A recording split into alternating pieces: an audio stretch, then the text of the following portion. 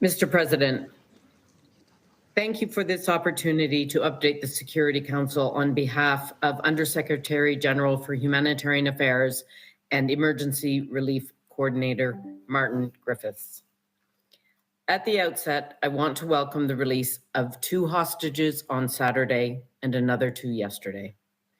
We are grateful to the Arab Republic of Egypt and the Emir of Qatar for mediating their release, and to the International Committee of Red Cross for facilitating. However, the more than 200 hostages still being held must be released without condition or any further delay. We welcome all diplomatic efforts to secure their release and demand that in the interim, they be treated humanely and be allowed to receive visits from the ICRC. As intense airstrikes continue to rain down on Gaza, and as indiscriminate rockets fly into Israel, death, injury, destruction, and displacement are mounting.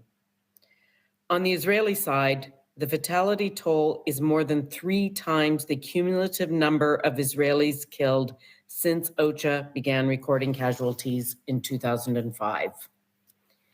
In Gaza, the reported Palestinian fatality toll of the past 17 days is more than double the total number of fatalities of the entire 2014, a war which lasted 50 days. Women and children comprise some 62% of these victims. The number of those who are internally displaced has swelled to 1.4 million. Nearly 600,000 people are sheltering in UNRWA facilities in increasingly dire conditions. The average number of IDPs per shelter has reached 2.5 times the capacity. As my colleagues have repeatedly highlighted, there is nowhere to seek refuge in Gaza.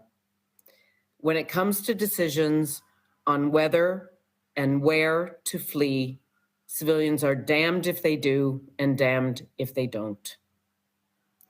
Displaced families are reportedly returning to North Gaza due to ongoing bombardments because their basic needs, including safety, cannot be met in the south. I reiterate that civilians must be protected and have the essentials they need to survive, whether they move or if they stay. To give you an idea of the scale of destruction, according to the Gaza Ministry of Housing, at least 42% of all housing units in the Strip have already been either destroyed or damaged since October 7th. The scale of destruction calls into question the ability of people to ever return to their homes. Meanwhile, Gaza remains under a full electricity blackout.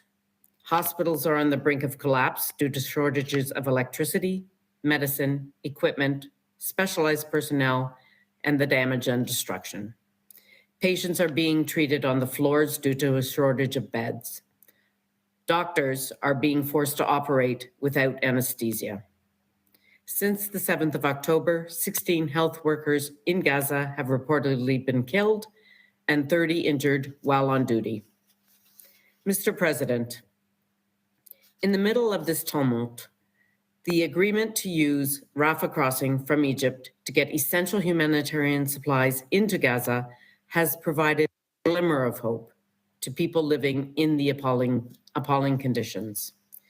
This past weekend, 34 trucks entered Gaza with life-saving supplies, and another 20 crossed Rafah into Gaza yesterday.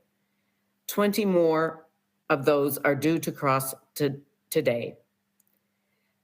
We welcome this important development, and we pledge to do our part to ensure these deliveries increase and continue. But these deliveries are a drop in the bucket compared to the vast scale of needs. They amount to no more than 4% of the daily average volume of commodities entering Gaza prior to these hostilities. Needs are now, of course, significantly greater.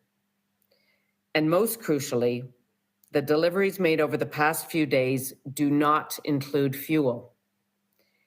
That is essential for powering the services that are needed for people to survive. Without fuel, our humanitarian operation will stop. No fuel means no hospitals functioning, no desalination of water, and no baking. Many people are drinking saline groundwater, increasing the risks of diarrhea, cholera, and other health issues. We urge Israel to bring water and electricity supplies back to pre-conflict levels and to work with us to find a secure way of bringing fuel into Gaza.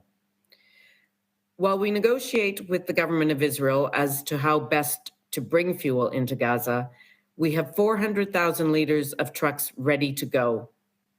This would provide fuel for approximately 2.5 more days. If the civilians across Gaza are to get access to adequate food, water, medical care, and other essential supplies, we must be able to scale up deliveries of all goods, and we must be able to replenish fuel supplies. It will be important also that the Israeli crossings for the movement of people and goods are opened. I want to express my utmost admiration for the bravery and extraordinary commitment of those delivering life-saving and humanitarian services in Gaza. This includes the incredible staff at UNRWA, many of whom are displaced themselves and who continue to support the most vulnerable despite it all. We must also pay tribute to the 35 UNRWA colleagues who have tragically been killed. I urge the Council to redouble funding to UNRWA and other humanitarian agencies on the ground without delay so they can continue these indispensable efforts. Mr. President, today of all days, when we celebrate the United Nations, we must all continue to demand respect for international humanitarian law. The parties on all sides must take constant care to spare civilians, including medical and humanitarian personnel, civilian objects, including homes, hospitals, and humanitarian assets. Civilians must have the essentials to survive, and to this end, the passage of rapid and unimpeded and increased humanitarian relief must be facilitated and water and electricity connections resumed. I urge all countries with influence to exert it and ensure respect for the rules of war. Mr. President, agreement on the resumption of aid deliveries and the release of a small number of hostages over the past few days shows that through diplomacy and negotiations, humanity can prevail, and we can find humanitarian solutions, even in the depths of this conflict. In this spirit, I reiterate the Secretary General's call for an immediate humanitarian ceasefire to ease this epic human suffering. If we are to prevent any further descent into this humanitarian catastrophe, dialogue must continue to ensure essential supplies can get into Gaza at the scale needed, to spare civilians and the infrastructure they depend on, to release hostages, and to avoid any further escalation and spillover. The world is looking to the member states around this council to play its part in leading the way. Thank you.